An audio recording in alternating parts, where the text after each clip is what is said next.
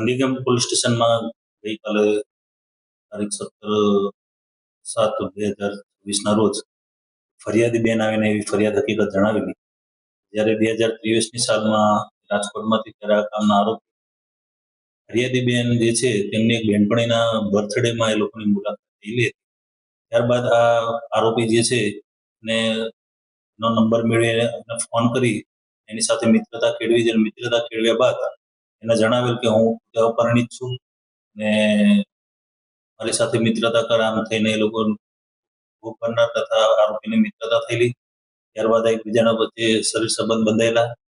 એને લગ્નની લાલચ આપેલી કે હું તારી સાથે લગ્ન કરીશ. ત્યારબાદ એને મોડા ખબર પડી કે ખરેખર તો આ આરોપી જે છે શાહરૂખ જામકરી, જેના લગ્ન થઈ ગયેલા હતા, સંતાનો પણ હતા. અને એ દરમિયાન ભોગ બનનાર છે એ ભોગ બનનારને પોતે ગર્ભવતી પણ કરેલી. તેની દવાઓ આપીને એનો ગર્ભપાત પણ કરાવેલો અને તેને પોતાની પત્નીને તલાક આપી અને પછી ફરી તારી સાથે લગ્ન કરીશ એવી લાલચ આપી એની સાથે અવારનવાર દુષ્કર્મ કરેલાનું ફરિયાદ હકીકતમાં જણાવેલ છે. જે આધારે ગાંધીગ્રામ પોલીસ સ્ટેશન તરફથી આરોપીની તાત્કાલિક ધરપકડ કરવામાં આવેલી છે.